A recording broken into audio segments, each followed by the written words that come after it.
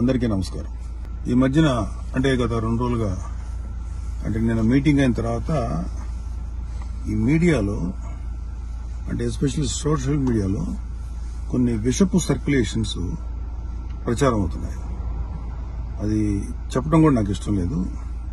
ఎవరైనా సరే అలాంటి విషపు సర్క్యులేషన్స్ కనుక ప్రచారంలో తీసుకొస్తే అది చాలా తప్పు.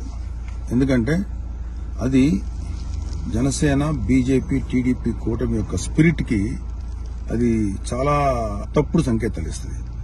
అది ఎవరు చేసినా సరే దయచేసి గుర్తుపెట్టుకోండి. అది ఎవరు చేసినా దాన్ని బ్యాక్ వెళ్లి సోర్స్ ఏంటో పట్టుకుని తగిన విధంగా మీకు బుద్ధి చెప్పాల్సి ఉంటుంది. ఇది చాలా కష్టపడి పవన్ కళ్యాణ్ గారు, చంద్రబాబు నాయుడు గారు, అటు పక్కన మోడీ గారు, ఇటు పక్కన పురంధరేశ్వరి గారు బీజేపీ నుంచి కష్టపడి తయారు చేసిన ఒక అద్భుతమైనటువంటి కూటమి. ఈ కూటమి స్పిరిట్ కి ఎవడైనా సరే ఎఫెక్ట్ అయ్యేలాగా రాతలు రాస్తే మాత్రం చాలా తీవ్రమైనటువంటి చర్యలు తీసుకోవాల్సి ఉంటుంది. దయచేసి కూటమికి సంబంధించిన పార్టీలకు సంబంధించినటువంటి అందరి కార్యకర్తలకు రిక్వెస్ట్ ఏంటంటే ఇలాంటి విషపు రాతల్ని దయచేసి ఎవరు నమ్మకండి. ఖచ్చితంగా ఒక మాట చెప్పగలను, ఇవి ఇలాంటి రాతలు రాయించేది వైసీపీ ప్రేరేపితమైనటువంటి కొంతమంది వ్యక్తులు తోటి రాయించబడినటువంటిది. ఖచ్చితంగా ఈ సోర్స్ ఏంటో మేము కనుక్కోగలుగుతాం. ఎందుకంటే అప్పుడే దీని మీద ప్రోబ్ చేసి ఎవరు పట్టుకోవాల్సిన ఇంట్రెస్ట్ ప్రస్తుతానికి మాకు లేదు, ఎవరు పట్టించుకోం. కానీ ఇలాంటి రాతలు కనుక ఇలా కంటిన్యూ చేస్తే మాత్రం చాలా తీవ్రంగా ఎఫెక్ట్ చేస్తాం. చాలా తీవ్రమైన చర్యలు తీసుకోబడతాయి.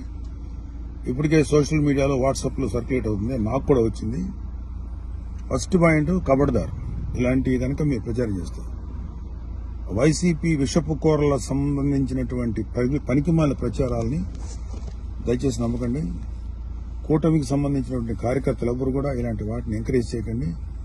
ఇంకొకరు పంపించేటువంటి సర్క్యులేషన్లో చేసేటువంటి పనులు చేయకండి. ఎక్కడో అక్కడ కట్ చేయండి దీన్ని.